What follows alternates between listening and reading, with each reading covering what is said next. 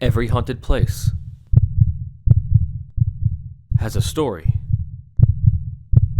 with a dark past.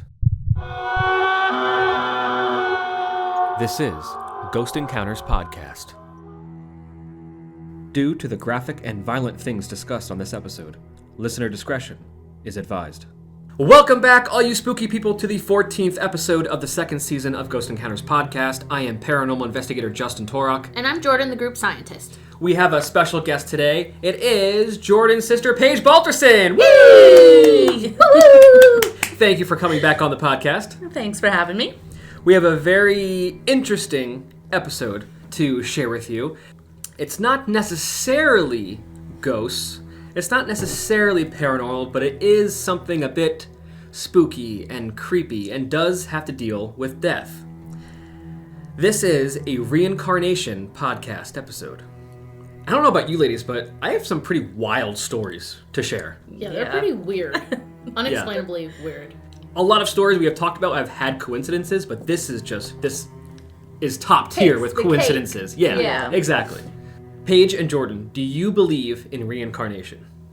I mean, it's hard not to. After reading these stories, I always wanted it to be real. Yeah. If that makes sense. Like, we obviously don't know if it is, but after reading stories like this, I'm just like, fuck yeah, I want to come back. I want to, be with my same family and everything like that. Like, that would be cool. Yeah, that's how I feel too. I believe in reincarnation. I think it's really cool. And I've always said I wanted to come back in the ocean as something. All right. So if you had to come back, would you come back as another person? Or what other animal or creature would you come back as? After this lifetime, I don't want to be a person. I want to come back as something else. What? And I want to be a ctenophore. What is a ctenophore? It's a comb jelly. They live in the depths of the ocean in the dark abyss. Oh and they bioluminescence. And it's cool. And look it up. Of course. The scientist and swimmer wants to be that. That's what I want to be. Jellyfish scared the hell out of me. So I know. You're scared of the jellyfish. Paige, what would you come back as? I always said I would want to be like a dolphin or a shark. Of course you would. You love dolphins and yes. sharks. But I feel like you'd have to be like a pelagic shark, like out there in the middle of the ocean, not like close to shore or anything like that. Yeah. Anything in the ocean. I love the ocean. My mom always says she wants to come back as a cat so she can be lazy. I just get pet all day. That's such a good idea. Candywood. Here I am. I was like, I want to be in the depths of the ocean, in the dark, alone. Like, Justin's mom. I just want to be cat. Me, personally, these stories are way too out there and coincidental for them not to be true. I would say I believe in reincarnation to an extent. I don't think it happens with every single soul and every single being, but I think with some, it does happen. And I know that there's a lot of religious beliefs, like Buddhism and like I think it's even Hinduism and stuff like that. And especially in Asia, they believe in a certain like amount of lives that you live. Like I think in like Korea, it's 4 lives you live, and you can get to like go under like hypnosis and get to experience your past life and everything. They're like that's like really cool. Yeah, they're like really accepting of it. So that's interesting. Yeah, there are a lot of religions that actually have reincarnation in their beliefs and in their teachings, which is pretty cool. You didn't tell us what you wanted to be reincarnated into, because you half believe it. You don't want to tell us. What do you want to be? An ant? No, it's like fucking squished. I was thinking the same thing. I was like, my life sucks now, so maybe if I turn into a gnat, somebody will just be like, smack, and then I'll just go into the next life. I feel like Justin's soul is like so pure that he has to come back as like what elephants are. Like you just have to. Yeah, he has a pure soul. You think I have a pure soul? Yeah. I feel like Justin could be a little sly fox too, like a little trickster. True. He does have that personality too. I don't know. I want to be something that would. Yeah, you're right. Something that can trick someone or mess with people. It has to be like a little, like a jokester. Because he jokes all the time. Like my twin sister always says that she wants to be a panda because all she wants to do is eat bamboo all day and be a fucking mess. Because if you watch videos of pandas, they like literally give 0 fucks about their well-being. Yeah. And they have no natural predators, so it would be great to come back as a panda. Right? I'll know you for that one. Eat bamboo. Yeah. I honestly don't know what I would want to come back as. I can't believe you haven't thought about it. I know. When I was younger, I probably said monkey because I loved monkeys and they're just fun and fun. They're crazy. I can actually see that. They live together and they're always together with their families and stuff, swinging from branches. Like, I'm laughing Here's soul. I'm laughing because I was just listening to our like past podcasts today just for fun, and Kayla in your podcast before I was even on the podcast talked about monkeys, and she literally says that, you know, when they get pissed they throw shit. So I'm like thinking about Justin getting pissed and throwing shit. Oh my fucking god. To be able to do that? Oh yeah. It'd be Piss me off? Here you acceptable. go. It's Here's the acceptable monkey behavior. Now, all these stories we have, obviously, it's nothing about going into being an animal or anything, because we wouldn't be able to know. We can't talk to animals. But these stories are all about humans coming back as another human and remembering their past lives. The concept of reincarnation is both fascinating and terrifying. It is said that when we die, our souls are reborn into a new body. Some believe that memories of our past lives are buried deep within us, waiting to be uncovered. But what if those memories are not just a distant echo, but a haunting reality? What if you could remember the exact moment you died, the pain and fear of your last breath, and the faces of those who watched you perish? What if you were plagued by the memories of all your past lives, each one overlapping the other until you could no longer distinguish present and past? The thought of living in a perpetual state of déjà vu, never fully being able to escape the memories of your past lives, is enough to make anyone question the very nature of existence. My first story is about a little boy named James Leninger. I've heard about this story a very long time ago and I was fascinated. At just 2 years old, James Leninger started having terrifying nightmares of a plane crash. But it gets even creepier. He claimed to be an American pilot who was shot down by the Japanese. James gave shocking details about the crash, including the name of an American aircraft carrier and even the first and last name of a friend who was with him on the ship. He went on to reveal the location of other specifics about the fatal crash. His parents were left dumbfounded when they discovered that their son's statements matched the death of a World War II pilot named James Houston from Pennsylvania. It is enough to make you wonder, was James really a reincarnation of James Houston? It's crazy that they named him James too. Yeah. And that gets creepier because the boy signs his pictures with a specific title. But we'll get into that. Okay, I can't wait. James was born on April 10th, 1998, but his extraordinary story began to unfold when he was just 22 months old, in February of 2000. His father took him to the Kavanaugh Flight Museum outside of Dallas, and James was immediately drawn into the planes, especially those of the World War II exhibit. James and his father embarked on a second trip to the museum on Memorial Day weekend that same spring. James was once again thrilled to be there, but grew silent when they reached the hangar outside the World War II aircraft. He stood in amazement and gazed at the planes in awe. Within just 2 months of their first visit, James developed an unusual habit. He would repeatedly say airplane, crash, on fire, before slamming his toys into the family's coffee table. It was around this time that James began experiencing nightmares. Initially, he would only scream during them, but soon started uttering the words too, such as airplane, crash, on fire, little man, can't get out. James would repeatedly scream the same phrase while wildly thrashing about and kicking his legs in the air. After a few months of this, he began having conversations with his parents about these disturbing dreams, often just before going to sleep. He told them that they were actually memories from his past, and that he had been on a plane that had crashed and caught fire, shot down by the Japanese. He's actually telling his parents that these are memories that he had. That's crazy. That's crazy because he's so wild. young. Yeah. 2 weeks later, James surprised his parents by saying that he had been flying a Crosshair, a specific fighter plane developed during World War II. And he talked about flying a Crosshair multiple times. So he's not only that, he's describing the plane, the type of plane that he flew in this past life. That's one of the planes they developed during the war. That's crazy.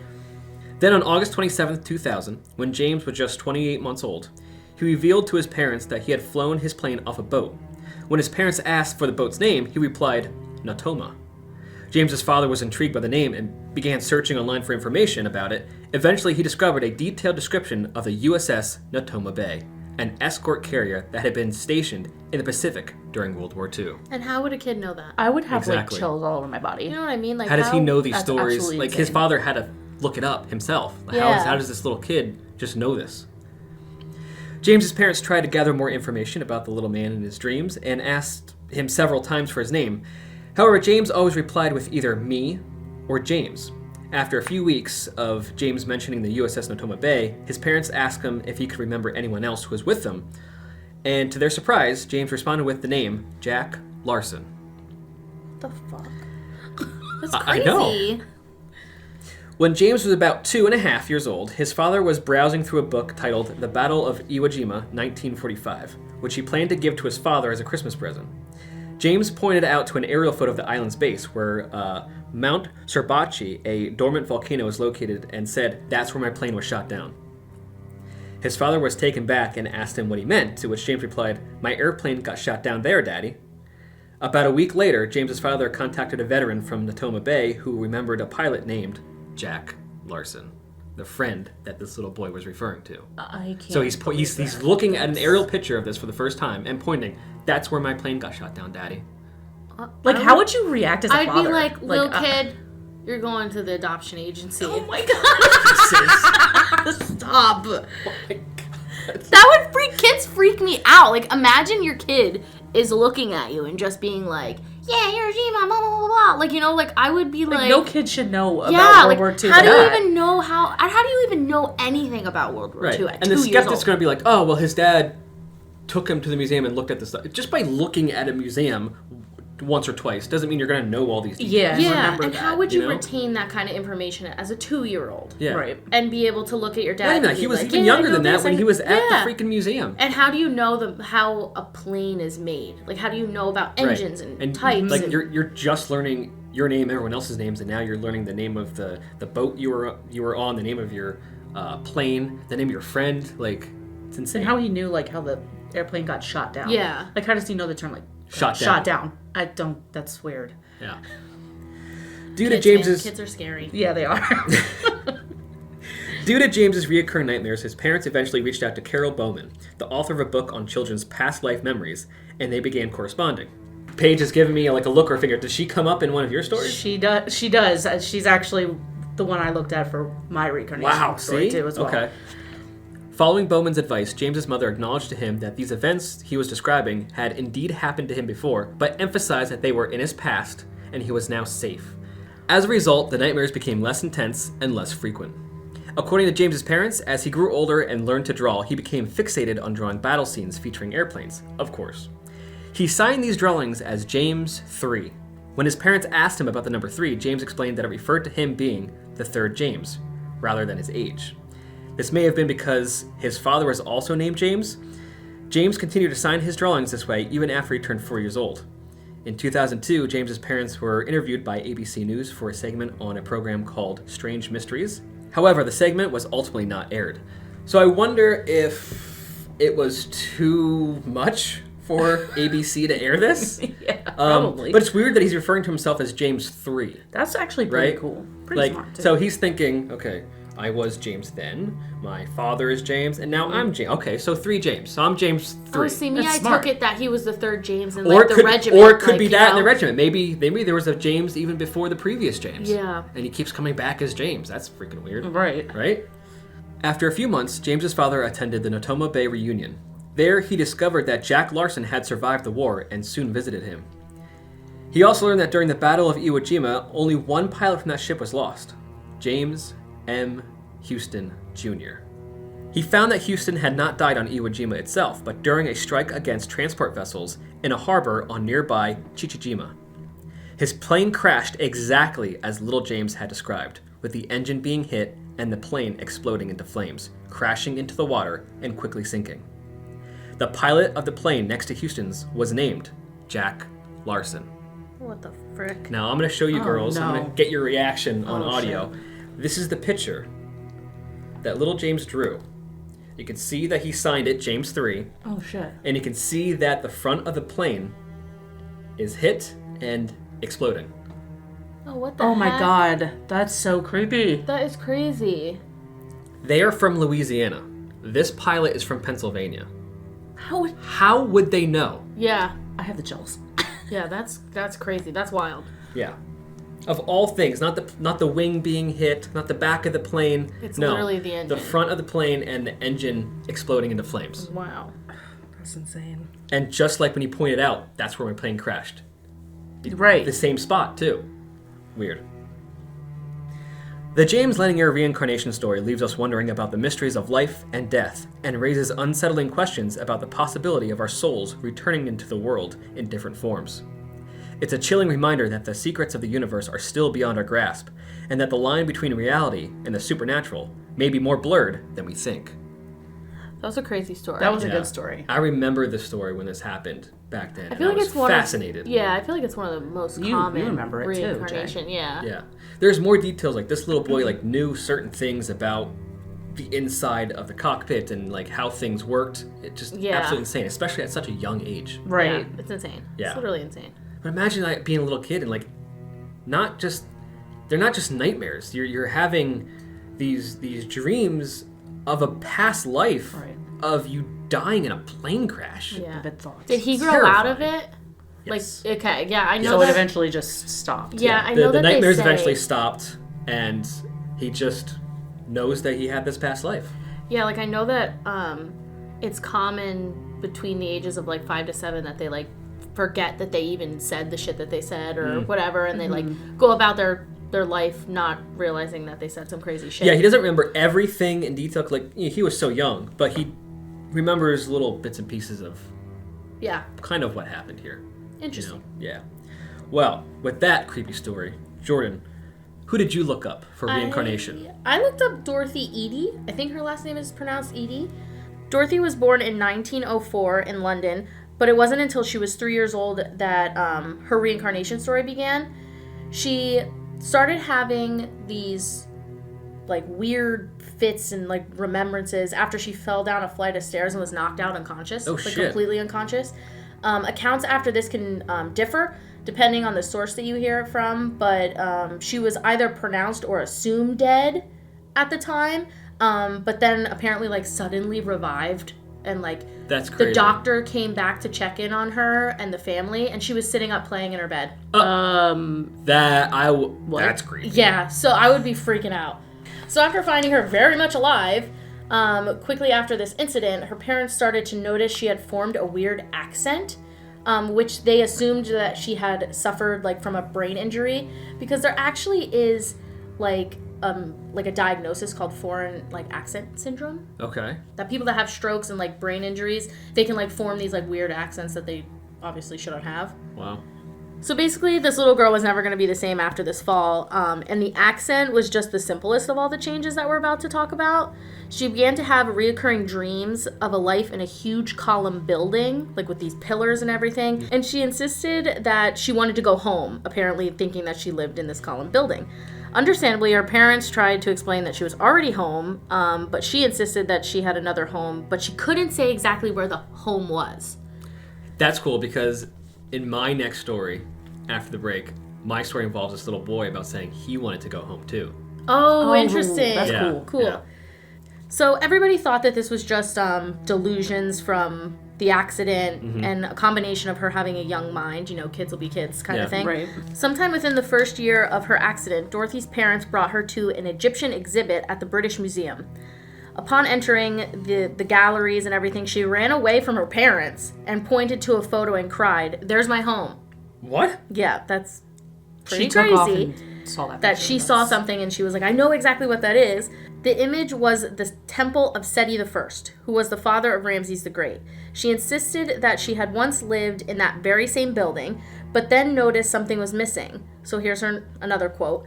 "Where are the trees? Where are the gardens?" She was only about 4 years old when she said this. So I thought that was really crazy that she was looking at, like, obviously a disheveled picture of something and being like, where's the trees? It's always that sort of young It's obviously age. a picture of, obviously, the pyramids after the time. Yeah.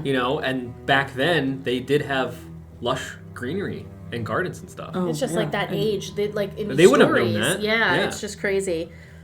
So the story goes that Dorothy ran into different sections of the exhibit and she would kiss the feet of statues and say that she was now, quote unquote, amongst her people.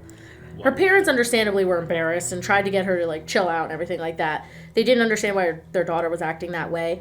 She also sat next to a preserved mummy and insisted that she be left there with her people too. Like, No she child did. would ever say that. A and mummy. she's 4 Like, years mummies old. aren't really all that enticing to look at. Like, No. some of them are a lot pretty of kids creepy. would probably be Yeah. scared. Yeah. So later on, she caught the attention of an Egyptologist named E.A. Wallace Budge. who encouraged her to learn hieroglyphics, which she learned super fast for her age. I think it said somewhere that she was like 6 and straight up learning I couldn't learn hieroglyphics because she kind of claimed that she knew them, but she didn't remember them as well. So obviously it made sense if she did live this past life that she could learn it way quicker than the average 6-year-old. It's crazy. As she learned more and more about Egypt, she began to have issues at home and in school. She was kicked out of Sunday school because of her tendency to compare Christianity to Egyptian paganism. The girls' school she attended expelled her after she stubbornly refused to sing a hymn that exhorts God to curse the swart Egyptians.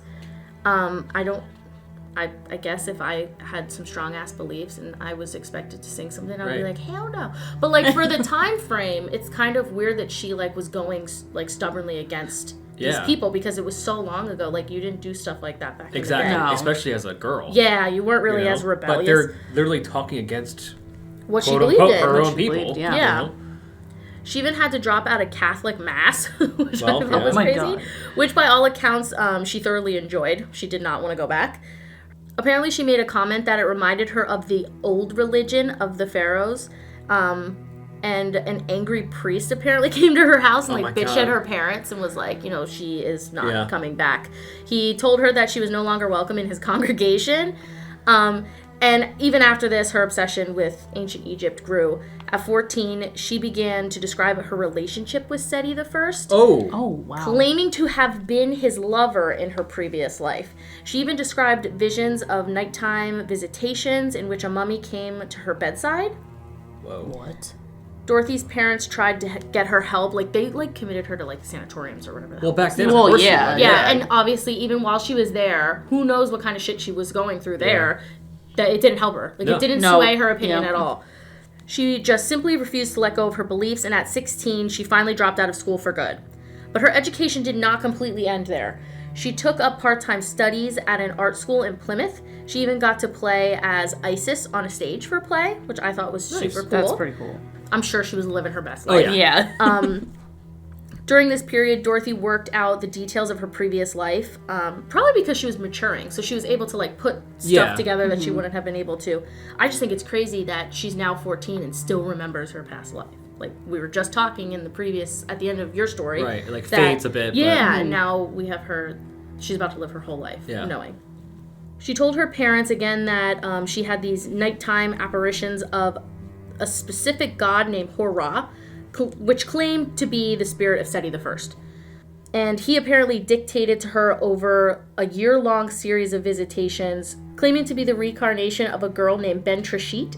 Dorothy described being abandoned at the age of 3 and then being raised by the people at the temple of Seti I, which was the very same building that she had pointed out as a 4-year-old.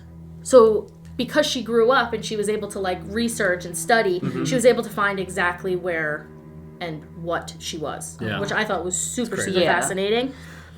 She recounted meeting the pharaoh in the temple gardens while serving as a priestess of Isis. For a priestess of Isis to lose her virginity, though, was a capital offense. Oh, wow. After becoming pregnant with Seti's child, she chose to die by her own hand. She committed suicide, protecting him from shame and dishonor, basically, which is such a badass thing. Apparently, in other sources, she was confronted about being pregnant, and they basically said we're gonna put you on trial and we're gonna kill you, basically. Jeez. And she just chose to kill out herself. on her own terms. Yeah. And if you really follow Egyptian stuff, they're really spiritual people. Oh, yeah. So obviously, killing yourself wasn't really that big of a deal, to be honest. They thought that they would be able to find their way back to their lovers and everything like that. So when she was nearing the age of 30 years old, she met an Egyptian man, and they soon got married and moved to Cairo. Again, I bet you she was ecstatic about that. Well, yeah. And then they had a son, which she named Seti, but without the I, it's Sety. That's awesome. After her long-lost lover, and started to refer to herself as Seti, which means mother of Seti. Oh my god, that's awesome. Gosh, that's cool. She's a bad bitch. Her marriage didn't last long, though. I believe it was only 2 years because she kept having these frequent out-of-body experiences and crazy ideas about Egypt that, like, the family didn't really like and they didn't want to be a part of. Like, her husband was kind of like, this is ridiculous. Like, I don't want to be a part of this. Like, even for him anymore. as an Egyptian, like, he's like, this is too much. Yeah, and he straight up left her and the kid and moved to That's Iraq. awful. Or something. Oh, or wow. Iran. That's He, like, awful. straight up moved away. Good. Yeah, he just didn't want to be around her. Fueled by passion for Egyptology, she became the first woman to work for the Department of Antiquities in Abydos. I think that's how you pronounce it. Dos, don't know. During her time, she published numerous books and articles that were still widely admired. Like, people really enjoyed her story. They enjoyed learning about her. Could you imagine you have, like, an English woman that traveled to Egypt, which probably wasn't very popular at the time. Right. And literally knew almost everything. Yeah. And it gets more fascinating as we go. People were also a little frightened by her, especially the locals, since she was known to spend nights alone inside the Great Pyramids of Giza or lay offerings by the feet of the Sphinx. Wow. Oh, Yeah. wow. So Yeah, she was like, I guess she just felt like she really belonged. And I mean, Yeah. if you genuinely feel like you belong there, I don't And see so why that yeah. would be weird, you Right. know? These rituals shocked people and made her the subject of gossip. Of course. Which, duh. But she was also super admired, like I said before, for being open about her beliefs and being really hell-bent on her beliefs. Like, she did not want to sway from them. Around the time that she was 50 years old, she was asked to work alongside excavators. It was at the Temple of Seti where people started to question their previous notions about Dorothy as they watched her stand before a plot of land as ordinary and as undistinguishable as the rest, so probably looked like a freaking desert, just like anything everywhere. Yeah, and declared it like the central garden of this temple. Wow. So she saw something completely different in her mind than these other people saw. So this location that she was obsessed with was the very place she had pointed out as a girl at the British Museum. Right, the same spot where she said, where are the gardens? Yep, Yeah. yep. Wow. So hours of excavation revealed a garden where Dorothy said it would be. Wow. Even more baffling was the exchange she had with a chief inspector from Egypt's Antiquities Department who took her to Seti's temple and tested her claims. I love this part. Standing there in total darkness, he described a series of wall paintings to her. After each description, he would ask her to walk in the direction of the particular mural. She did so without hesitation. In the fucking dark. Like Silence of the Lambs type shit. Just You know- like doing her own thing. You know what this reminds me of? What? It reminds me of Anaxunamun. In the second Mummy, the Mummy Returns, when her reincarnated person like knows exactly where he is, knows exactly where the books are, she knows everything about him. Like, Maybe they took this story and they Yeah. wanted to like use it. And obviously the inspector was completely astonished. Like, he couldn't believe that she Yeah. could do this. She was like a map uncovering the path of hidden treasure. Dorothy led the team to a tunnel in the North Temple, which had gone unnoticed for decades. What was even more jaw-dropping was her ability to perfectly describe images that have never been disclosed to the public. She was adamant that her discoveries were based on memories and not research or intuition. At her death at 77 years old, she was still trying to find more hidden mysteries in Egypt, and people are still trying to prove her wrong to this day, and they can't. They They're not can't gonna. understand They're why. not going They're to. not gonna. Yeah. They can't understand why she did it. Yeah, I think she said that there was something amazing under the temple, like hidden caverns or something like that, some tomb, something crazy, and they still haven't found it because she passed away. yeah, they should have listened to her. Yeah, Yep. and she was even in like Times Magazine and everything. You can look up a bunch of interviews with her where she literally lived her entire life thinking that she was from ancient Egypt, and I think that is amazing. That is an awesome story. That's a great story. Yeah. I really like that. That is And really I cool. added it because we like The Mummy. Yeah, we do. Yeah. We're a little obsessed with that movie. Well, we're going to take a quick break, and when we come back, don't worry, we'll be ourselves. We're going to tell you more reincarnation stories.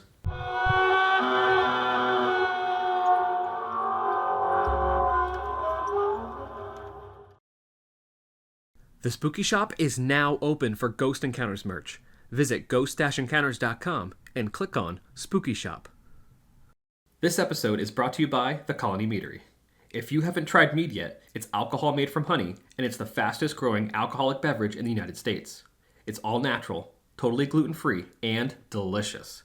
And one of the best meaderies in the world is right here in the Lehigh Valley. Stop in and try a flight of meads, grab some bottles or cans to go, and experience some of the best booze in the world. They've got flavors ranging from tart and quaffable lemon laws and Wu-Tang Cran to cinnamon vanilla series of tubes and even the sweet heat of their mango habanero. Learn more at either location or at colonymeadery.com. Ghost Encounters podcast and show is sponsored by Phoenix Fire Media. Bring the heat to your online presence with their expert social media marketing, photography, and video productions. Visit phoenixfiremedia.com. If all you spooky people are enjoying the Ghost Encounters podcast, hit subscribe and give us 5 stars.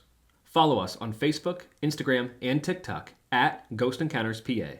To watch full episodes of the Ghost Encounters show, visit ghost-encounters.com.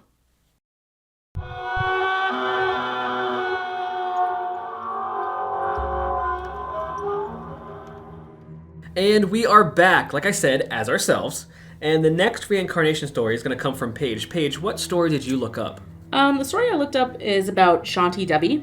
And I know most people hear of many, many cases of reincarnation these days. But it was uncommon in the early 30s. Information about this is like great news to people. Yeah, so. now people can openly actually talk about it. Back then, you couldn't really talk about that. People just think you're crazy. Yeah. You know? And it goes completely against probably most people's religions back then. Yep. Yeah, you know exactly. what I mean? So this is a story about a little girl who was born in India, who was first known by the local people, and then news eventually spread all across the world about her. Wow. And her name is Shanti Devi, and the story is perhaps one of the most famous reincarnation cases on record. I It can't is wait. one of the coolest. It is. It's. I told Justin earlier about this. I remember hearing about her, but I don't remember where about her story. You probably read her in a book. I read a lot of books, You so do? I probably You did read read way her. too many books. I probably read about her case. So, Or maybe you knew about it in a past life. Oh. The way the two of you went, And we were supposed to get it together the second half. Okay. You're 3, 2, fine. 1. I fucking love you girls. We never true. So on January 18th, 1902, a resident of Mathura, sorry if I pronounced this wrong, was blessed with a daughter who is named Lugdi. She married Kedarnath Chube, a shopkeeper from the same locality. He owned a cloth shop in Mathura and also a branch shop. It was the second marriage for him as his earlier wife died. Okay.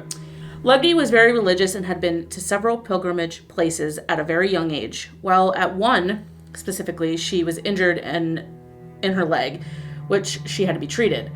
So when she became pregnant for the first time, her child was unfortunately a stillborn following a C-section. That's terrible. Yeah, it was sad. For her second pregnancy, though, her husband went to a government hospital where a son was born. Again, through a C-section on September 25th, 1925.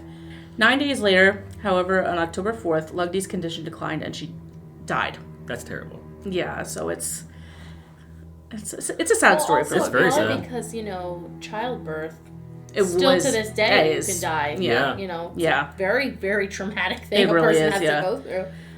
So now here is where the story actually takes a turn. This is where Shanti Devi actually comes into play. So 1 year, 10 months, and 7 days after Lugdi's death on December 11th, 1926, Shanti Devi was born. She was just like any other girl, except that until the age of 4, she did not speak much. But then she started talking, and it was a whole different girl completely. And she started talking to her parents about her husband and her children. But she's 4. She's 4 years old, so it throws you off a bit. How are you? That's so weird. Yeah. How do you have a husband and children? And you're 4. So she told her parents that her husband was in Mathura, where he owned a cloth shop, and they had a son. Oh shit. So she told her parents, the same town Yeah. that Lugdi's husband was in, and he, in fact, owned a clothing shop and had a son. So the parents considered it just like a child's fantasy and literally overlooked it. Of course. As any parent would at that age. They began to worry when she talked about it repeatedly, though. And over time, she began to tell them a number of incidents connected with her life in town with her husband. On occasions at meals, she would say, "I'm in my house in Mathura. I ate different kinds of sweets." Sometimes when her mother dressed her, she would tell what types of dresses she used to wear. She even mentioned 3 distinctive features about her husband. He was fair, had a big wart on his left cheek, and wore reading glasses. How would she know So any of she's this? That's describing crazy. her husband. Yeah, in detail. Yes. She also mentioned where her husband's shop was located. Now, Shanti Devi was only 6 years old at the time, and her parents were very, very worried. Shanti even detailed an account of her death following childbirth. Oh, wow. So her parents took her to a family physician but they were amazed how a little girl knew so many details of the complicated surgical procedures. Right. But the mystery continued to the point where the parents were actually believing these memories were from a past life. Well, yeah, now, yeah. Yeah, Good, now you're believing it. Now right. they believe it. As she grew older, she kept asking her parents to be taken to Mathura. She, however, never mentioned her husband's name up to the age of 8 or 9.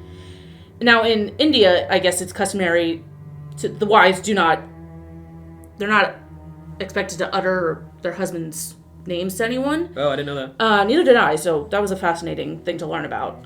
Even when specifically asked, she would blush and say that she would recognize him, even taken there, but not she would never say his name. Mm-hmm. So one day, a distant relation, who was a teacher in a high school, apparently told Shanti that if she told him her husband's name, he would take her to Mathura. Lured by this offer, she whispered in his ear the name of Lugdi's husband. Mm-hmm. He then told her that he would arrange for the trip. He wrote a letter to Lugdi's husband detailing all the statements made by Shanti Devi and asked him to visit.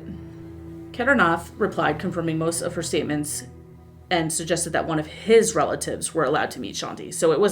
So he necessarily didn't want to meet Shanti. Mm-hmm. He wanted one of his relatives to. So keep that in mind. Yeah, I know that they said that he was like so heartbroken that he didn't want to go and see her. Yeah. He just so they were going to send a relative. Yeah. So Kedarnath's cousin and Shanti met, and he was so impressed by her that he actually went back to Kedarnath and tried to persuade him to meet her. Right. So on November 12th, 1935, he took Lugdi's son and himself to finally meet Shanti. When they arrived, the cousin introduced them, but he tried to mislead Shanti at this point. He tried to tell her that Kedarnath was his older brother. So Shanti started blushing, and someone in the room eventually asked why she was blushing at her husband's older brother. And her response was, "No, he is not my husband's brother. He is my husband himself." Wow. To which she turned to her mother and said, "Didn't I tell you that he is fair and he has a wart on the left side of his cheek near his ear?" Wow, yeah. It's absolutely so nuts. astonishing. So then she asked to have meals prepped, for the family. They came all this way. Yeah. And she named all of his favorite dishes. And he was absolutely shocked about this information. He still couldn't believe it. Right. So, who would? Yeah. Right? Exactly. If you're sitting down, you're talking to this little girl. Who's like who's supposedly the reincarnation of his your wife. That's So, crazy. Shanti then became overwhelmed by seeing Kedarnath's son. That she actually started crying when she hugged him. Of course. Shanti explained that her son was a part of her soul, and that soul is able to easily recognize this fact. Shanti spent several days with Kedarnath and his son before they had to return to Mathura. So, saddened by their departure, she pleaded and begged her parents to take a trip to her former home. She wanted to go so badly. Mm-hmm. She promised that she could lead them directly to her old house and explain that she had a box of money buried there. Wow. So the parents were probably like, what? I'll be like, say less, we're on our way. We gotta get that money. The money. In November of 1935, dozens of researchers who actually heard about this joined Devi because the parents gave in. Mm-hmm. So they took this 3-hour train ride to Mathura. While exploring the house with Kedarnath, one of the researchers then asked where the buried treasure might be. Mm-hmm. Like she mentioned, where is this box of money that you told us? So Devi took off. She apparently ran upstairs and headed straight to a corner of a random room, declaring that the box was hidden beneath the floorboard. Ketternoth opened the flooring and indeed found a small coffer, but it was empty. Somebody stole her money. So, well, later, like, it explains that Ketternoth actually admitted to her that he'd taken the cash after Lovedy's death. Wow, so it was there. So it was there with money in it. So Debbie's tour of the town continued to her former parents' house, aka Lovedy's parents. She not only recognized them, but she identified them out of 50 people. Wow. Oh my gosh. I heard that when she came back to, like, town, quote unquote, that people were, like, waiting to see this because they heard the story all over India. It was all over the world at this point. It was a big deal. It was, they basically had, like, a parade when she came. Like, it was a big deal. So in 1936 to 1939, Debbie claimed that her life before, when she died, she felt dizzy and enveloped in a profound darkness before she saw a yellow light. She then saw the Hindu god Krishna. Now, like I said, Lugdi was very religious. Mm-hmm. So I'm assuming that's why Shanti... I think that was, like, the temple that she went to, too. Yes, like, yes. So that's why Shanti like, is now seeing all of this. Got it. Years later, a 1958 news reporter interviewed and followed up with her. At the time, Debbie was 32 years old and had never married. So she was one of those people that actually went her entire life knowing that she was reincarnated. She still loved her husband, so she didn't marry. Yeah. She felt like she was already married. Yeah. So at that point, I can understand that. So she lived out her life quiet and spiritual, and she also planned to form an organization which was, quote unquote, devoted to the idea of living our lives according to the dictates of the inner voice. Debbie passed away in 1987 at the age of 61. This story I remember hearing, but like I said before, I don't know where I heard it from, and I just couldn't believe it. I truly believe in reincarnation. Yeah. So. Yeah, it's a story that makes people believe. Like, it's pretty crazy. I did hear something else that, in a different source, I listened to a podcast, obviously, and they said that apparently her husband was having, like, a little, like, affair, like, he was stepping out of the relationship, and this little girl was literally like, I know about that other woman, and he, like, apparently, like, got on his hands and knees and cried, and, like, that's when he really realized that she was his wife, his reincarnated wife. Yeah, the source, so the source that Justin actually used to, the Carol Bowman, she stated in her, this is where they actually got the article from, Carol Bowman, she, quote unquote, I guess said, when Shanti had the premiere meals together for him, he actually brought his former wife to the table, and he was so astounded by it that Shanti even was like, well, how dare, like, basically, you bring this female, this other female when you said to me that you would never marry again. Wow. Oh, yeah, I do remember that. So, it's... You promised to me, and now look at you, you're married again. You couldn't even So, she did say that, too, when they were eating. She's a baddie. She's this young girl, reincarnated, snap, snap. That's so cool. Yeah, it's definitely worth... Like, it's definitely a story to read. Oh, yeah. That was an awesome story. So I'm just going to warn you that this next story gets really confusing. Just for the simple fact that the names are all, like, J sounding. Okay, you should be used to that. Jordan, Justin, Jeff, am, but other people aren't. That's true. Well, I can't wait to hear it. What was your next story? Okay, so my next story is the Pollock sisters. So the story goes that John and Florence Pollock were a religious Catholic couple who married in the 1940s. They had 2 sons, and in 1946, she gave birth to Joanna, and in 1950, she gave birth to another daughter named Jacqueline. Both parents worked a lot, so the kids were raised fully by their grandmother, the maternal grandmother. The girls quickly became inseparable, and Joanna took on this, like, motherly role, she was a couple years older anyway, to her younger sister. She also liked to dress up in costumes and act out plays for Jacqueline and the kids, like, around their house. Yeah, cute. Super cute. They both really enjoyed combing people's hair, especially their fathers. I think that is so cute for some reason. I don't know why. But these things are going to come up later, so that's why I'm adding them in right off the bat. When Jacqueline was 3 years old, she fell into a bucket and got a scar on her forehead by her right eye. She also had a birthmark on her left hip. Like, they kind of describe it just, like, on her left, like, area, like, stomach area, but some sources say hip. Jacqueline also struggled to write, holding a pencil in a specific way in her fist instead of in between her fingers.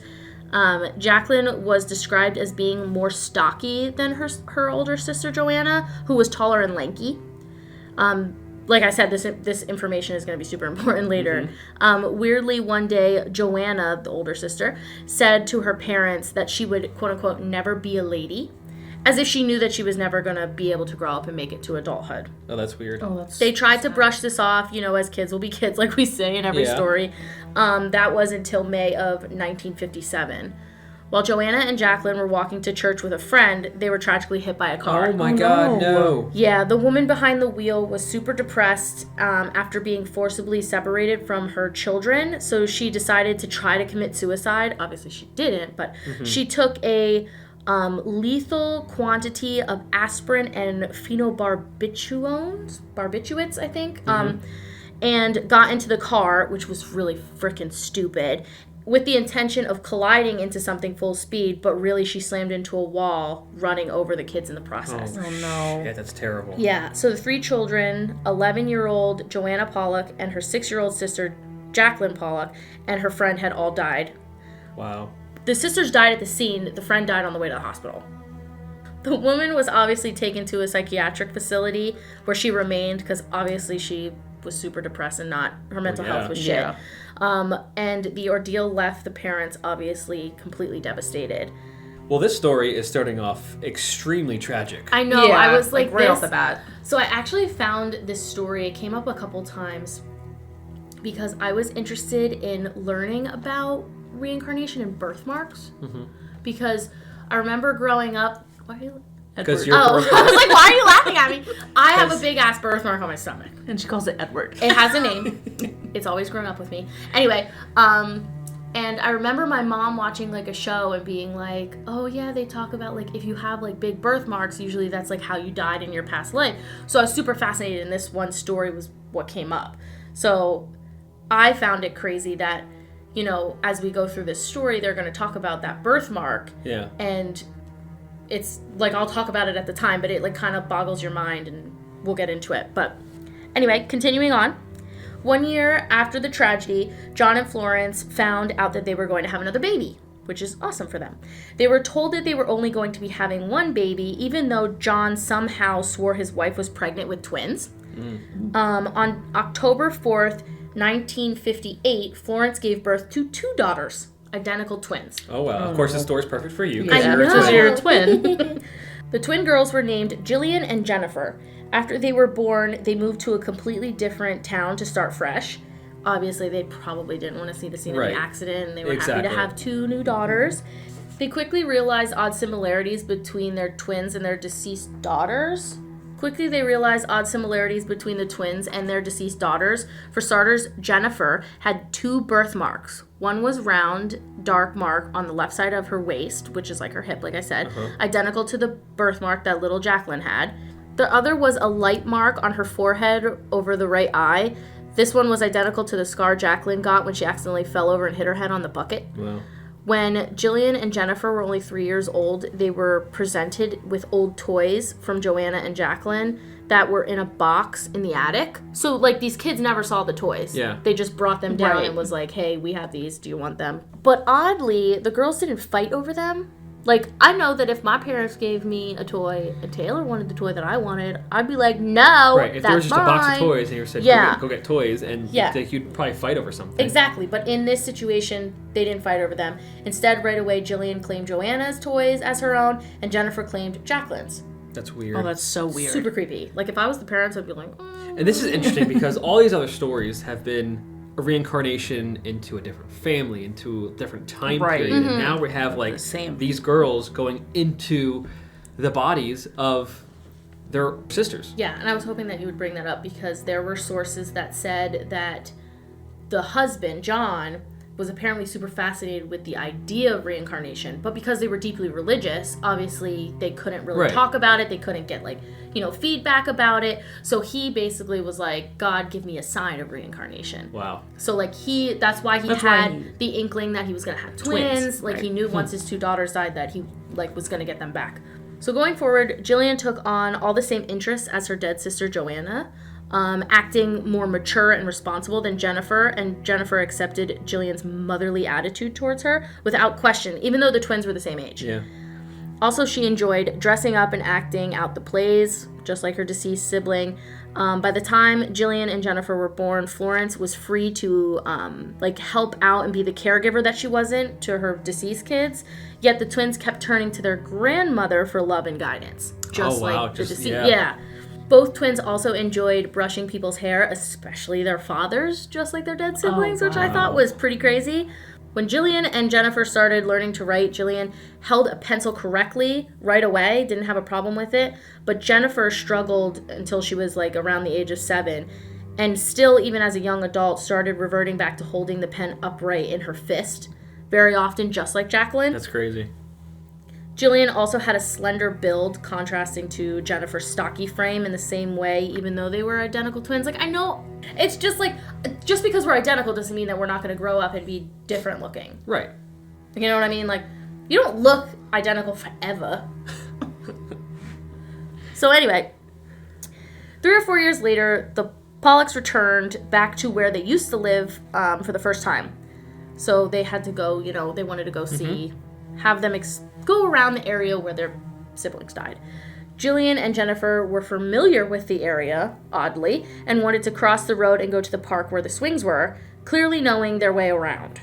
When Joanna and Jacqueline were still alive, their mother wore a specific smock to help her husband with the milk delivery business. Jacqueline was still little and at home at the time, while Joanna was at school. When the 2 girls died, Florence stopped helping with the business, and the smock was stored away. Obviously, we said that the mother was more active in the twins' life than the deceased girls. When Jillian and Jennifer were almost 5, their father put the smock on to do some painting. Jennifer saw him and asked, "Why are you wearing Mommy's coat?" John asked her how she knew that it was her mother's coat, and Jennifer replied that her mom had worn it while delivering milk. Wow. That's insane. She didn't do that when the twins were alive. Yeah. Exactly. So Jennifer also became extremely annoyed with Jillian, who couldn't recognize the smock, but it was because she didn't remember it since she was at school in her previous life. Right. So it made sense to the parents why she didn't remember, but it didn't make sense to Jennifer. According to sources, Jillian pointed to Jennifer's forehead and birthmark and said, "That's the mark that Jennifer got when she fell on the bucket." Jeez, how did she know that? Exactly. Also, the girls were really scared of cars. I mean, some skeptics, theorize this away because the parents were probably scared of the cars because they lost their kids due to an accident. I'm sure they were So maybe that could have affected how they were scared. But anyway, they were very skittish when it came to crossing streets, and one time they heard a car engine in in a closed alleyway, so it was probably super loud, and they recoiled in horror, clung to each other, and screamed, the car, it's coming for us." Wow. So, that's kind of spooky. Yeah. That kind of freaks me out a little bit. Well, obviously, the next part freaks me out, too. Not long after, Florence saw Jillian cradling Jennifer's head and said, quote unquote, "The blood's coming out of your eyes, that's where the car hit you." No way. Eerily, the father reported that when he identified the bodies of Joanna and Jacqueline, Jacqueline's head was bandaged above the eyes and they were bleeding. Wow. Oh my God. Jillian and Jennifer's past life memories stopped after the age of 7, and as adults they seemed to accept that they were Joanna and Jacqueline reincarnated, even though they couldn't remember any of the stories and the coincidences from their early days. But funny, they had mild skepticism towards the notion of reincarnation, even though they're products of reincarnation. Yeah. You know what I mean? Jeez. But then something happened in 1981. Jillian had visions to which she saw herself playing in a sandpit in Wickham, a town the family lived in when Joanna was around 3 years old, which was before the other sister was born. Jillian described perfectly the lawn, the house, the gardens, but in this life she'd never stepped foot in Wickham. That's crazy. That's absolutely insane. Yeah, their story is pretty cool. That was a good one. And I know that it gets confusing because you're talking about the siblings, and then you're talking about the twins and everything like that. So I had to reread this story 50 times to make sure I had their names right. But yeah, so I was like, I have to bring that in. But coming back to what I brought up earlier, in all of the podcasts and all of the research that I did, they kept bringing up the birthmarks, saying like, even though they're genetically identical, they had different birthmarks. Taylor and I are genetically the same. Yeah. We share 99.9% of the same DNA. Yeah, we got our DNA done, and I have birthmarks that she does not have. Exactly. Yeah. Like, I got a gnarly ass one on my stomach. She does not have that. No. So it's just like I don't think that birthmarks are like hereditary. Like I don't think it's genetics that gives you birthmarks. I think it's just how I know that there's like weird spiritual ways that people say like depending on how you are in your mom's stomach, you get these, you know, you bump on her belly and you get like a birthmark and all those weird things. But I think it's just how you're created. I don't think it has anything to do with... I have looked for a birthmark on myself and I can't find one. Yeah, people go their whole lives without them. People go, they don't have them, and then one day they will have them. You know, it's just how it is. It's a different type of pigment. It's, you know, apparently, like, if you get those red ones, it's build up of blood vessels while you're being created, you know. But, yeah, I just thought that was pretty interesting. That was really good. Maybe I got stabbed in the stomach in my past life, and that's like a big Or shot in the stomach at a speakeasy. Well, I mean, it is... Because you love the 1920s. You're That's right. You like the Gatsby era. Why they gotta kill me? I'm just trying to get drunk. The last reincarnation story we have, the one I did, is about Cameron McCauley. Cameron spent his entire life in Glasgow, Scotland. However, when he was only 2 years old, he started telling his family about his previous life on the island of Barra. Barra is situated off the west coast of Scotland, about 200 miles away. He lived with his mother, Norma, and talked about a white house that overlooked the sea and beach. He explained how there were airplanes that used to land on the beach and how he had a black and white dog that he loved while he was there. Cameron's father on the island was called Shane Robertson, who apparently died after being knocked over by a car, according to Cameron. When asked about this car accident, Cameron just said he didn't look both ways. Cameron kept complaining about the toilets on Barra, saying that his parents had 3 toilets. He also drew a picture of his house, a long white building, standing on the beach. Cameron talked about his parents, brothers, and sisters and became increasingly upset about leaving his other mother. He would cry continuously and say that he wished his mother could see that he was all right.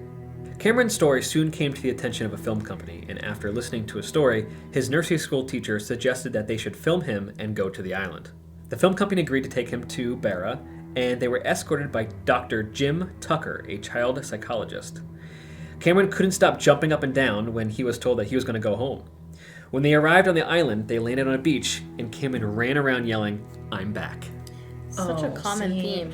And this little boy also kept saying I want to go home. I'm not home. I want to go home. And his parents were so confused. You are home. But he's saying he wasn't home. And he's describing his other life in detail. The house, the beach. Yeah. About a place this family has never been that's 200 miles away. Cameron talked about his Barra mother, saying that she had long brown hair that fell all the way down her back, and she read him stories from the Bible. Cameron's mother stated that they were not religious and they have never done this at home. They searched for clues to Cameron's past and contacted the Heritage Center to find out about this house. Unfortunately, they were unable to find records about any house owned by Robertson family overlooking the bay. They even drove around the island looking for the house but couldn't see that any resembled Cameron's description.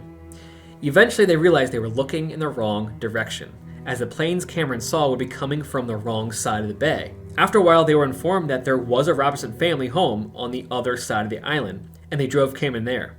When they arrived, Cameron recognized the exact gate and ran straight to the house. However, as he walked through the door, he started to get pale and quiet. Up until then, he had been excited, but upon entering the house, he became uncertain. Why? Cameron recognized all the rooms where he had lived and showed them all the nooks and crannies. And the weird thing, remember about the 3 toilets? He showed them about the 3 toilets. When they went into the garden, he even took them to a secret entrance that he had been talking about for years. However, the strangest part of the story came when researchers found one of the surviving Robertson family members. Unfortunately, the relative in question knew nothing about a man called Shane Robertson. Even stranger was the fact that his family had photos of the dog and the car that Cameron had seen in his visions. Oh, the black and white dog. Yeah. Wow. As Cameron grew older, he began to lose memories of Bera. However, he settled down after his visit and was happy to know that his mother in his life believed his story. One of the last things that Cameron mentioned was when he was talking to his friend saying, "Don't worry about dying, you just come back again." Aww. When his mother asked him, "How did you get here?" to me, he replied, "I fell and went into your tummy." Aw, I love That that. actually Yeah. is so cute. I know, That's not really even cute. creepy. That's just cute. Oh, I love Aw. that. But it's crazy how this little boy is recognizing this exact house, this exact spot. Even the plane's going in the same direction. Remember, they went to the wrong side of the island. Yeah. Yeah. You see the family photos, you recognize people, you see the dog. Like, it's crazy. It is weird that this, I mean, who knows how long ago Father Shane that he knew about was. Maybe this relative was too old, or maybe she was too young at the time. Who knows? Right. But yeah, those were our reincarnation stories. Pretty wild. They were pretty good stories. Yeah. But now I'm excited for the segment of the podcast for the spooky fan story. Spooky fan story. Dun, dun, dun, dun, dun. I feel like we need a little We do. I gotta make a little jingle. Jeopardy. intro. Yeah. So this listener requested to be completely anonymous. They wrote 100% ghost me. So here we go. I actually know who sent this in, so I just want to say thank you for sending in your very cool story. It is a really, really cool story. So the story goes, when I was 12 years old, I was visiting my friend in Chanhassen, don't know if we're saying that right, Minnesota. His neighbor, who was an 8-year-old girl, was out for a jog one weekend. She unfortunately was hit by a car on a highway as she was crossing the street and sadly passed. I woke up one morning at my friend's house after we had a sleepover, hearing my friend's dad reading the newspaper. He told us about the 8-year-old girl, and it was heartbreaking news. Later that night, my friend and I were preparing for our upcoming hockey tryouts, and we were running laps around the neighborhood at 3 a.m., getting our cardio and conditioning up. After several laps, we both agreed to take one last lap around the neighborhood. As we passed my friend's house, we began to approach a trail that everyone in the community would run on. Out of thin air, a silhouette of a girl appeared about 20 feet in front of my friend and I. We stopped right in our tracks and both could see her. She was see-through, wearing a headband, had earphones in, and was simply the ghost of the girl who was out for a run. I just got the chills. I know, that's super creepy. I'd be freaking the fuck screaming. out.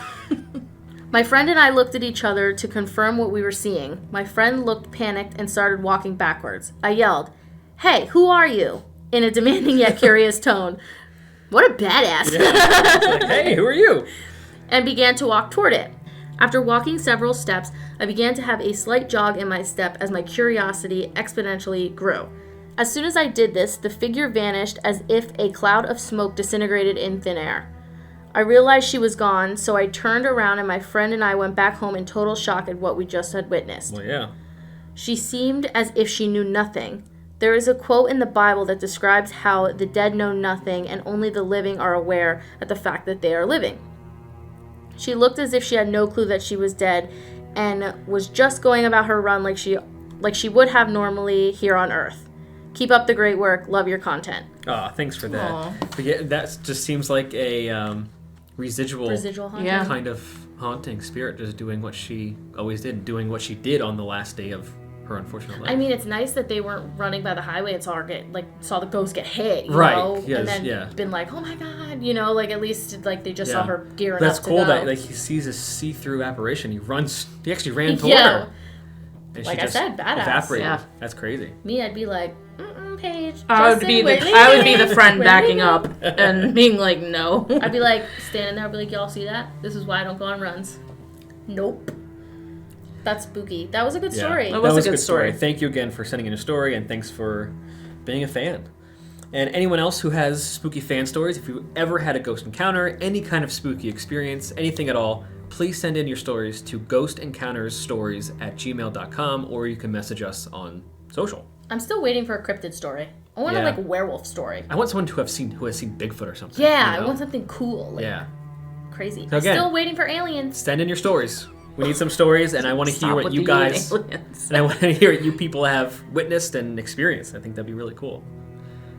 And don't forget to give us 5 stars wherever you're listening. And please share the podcast around. We're getting a lot more comments and people are hearing about us, so please share around. It's really cool. We had some nice words. I was just going to say that. We had some cool little Facebook posts and stuff recently, so I love hearing from everybody. Yeah. Brian, thanks for the nice words on Facebook. That was awesome. Super stellar. Yeah. Before we go, I just want to make a side note that I am involved in a nonprofit called Mimi's House. If you go to mimishouse.org, you will see that it is a nonprofit organization that provides help and care for families and caregivers of people who are dealing with ovarian cancer. Please donate whatever you can. There is a donate option on there, mimishouse.org. And I just want to say, Megan, we love you. Love you very much. Love you, Meg. And Paige, thank you so much again for coming on the podcast episode. It's great having two of my best friends on the podcast who are sisters, and this was a really cool episode, especially since we had stories. Thanks for having me, Justin. Yes. It was really fun. We'll have you on again, definitely.